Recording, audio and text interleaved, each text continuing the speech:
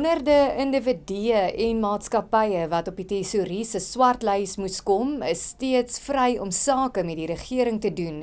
En SARI se kosredakteur Herman Lensing word internasionaal vereer.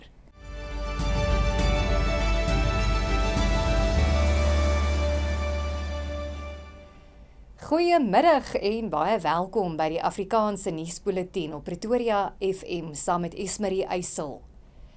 Action SA het onthul dat dosyne individue en maatskappye wat by staatskaping en die verskaffing van persoonlike beskermende toerusting betrek is, steeds nie op 'n swartlys geplaas is nie en dus vry is om sake met die regering te doen.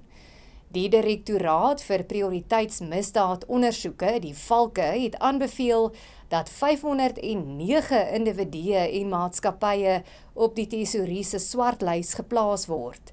Slegs 18 is egter op die lys van sogenaamde verbode voorsieners geplaas. Die inligting is deur die minister van Finansies in antwoord op 'n geskrewe vraag van Action SA bekend gemaak. Die berigte Digital Vibes wat beweerde bande met die voormalige minister van Gesondheid, Dr. Zweli Mkhize het, en kontrakte ter waarde van sowat R150 miljoen van die Departement van Gesondheid ontvang het, is ook nog vry om sake met die regering te doen. Die skandaal het tot Mkhize se bedanking gelei.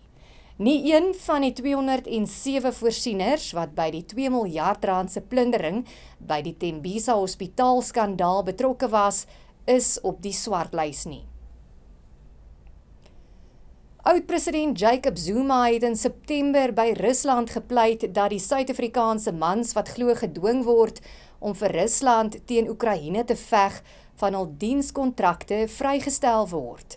Ontmoetings met president Vladimir Putin en die minister van verdediging is geweier en hy is na 'n junior amptenaar verwys wat hom meegedeel het dat hy sy versoek skriftelik moet indien. Zuma het in die brief aangevoer dat die MK-party 18 mans na Rusland gestuur het om opleiding te ontvang en nie om in die oorlog te veg nie. Die skrywe is egter onbeantwoord gelaat en Zuma se versoek het in vernedering geëindig met die Kremlin wat hom feitelik geïgnoreer het. Zuma se brief weerspreek die MK-party se voorsitter, Nathien Hleko se bewering dat die party nie betrokke was by die Suid-Afrikaners wat gedwing word om vir Rusland te veg nie. Zuma se dogter, Duduzile Zuma Sambudla, het intussen weens die ondersoek as MK-LP bedank. Een van die vermeende moordenaars van die 77-jarige Atman, 'n boer van Baltimore in Limpopo, is vanoggend in hegtenis geneem. Die verdagte was glo 'n werker op Maan se plaas. Bosveld misdaadondersoeke se oud-kolonel Sakkie Lourens het saam met die polisie se eenheid vir ernstige misdade die verdagte in die Ellis Rasgebied in hegtenis geneem. Maan is Saterdag op sy plaas vermoor en sy vrou Petro is tydens die voorval beseer. Sy is intussen uit die hospitaal ontslaan.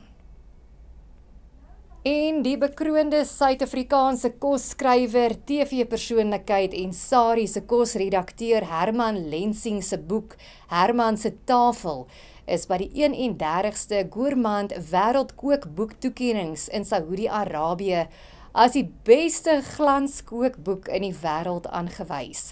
Die toekennings vereer die beste kos- en wynboeke, gedruk of digitaal, as ook televisie-kosprogramme. Lensing sê in 'n inskrywing op sosiale media die toekenning het hom net weer laat besef dat kos 'n taal is wat almal verstaan.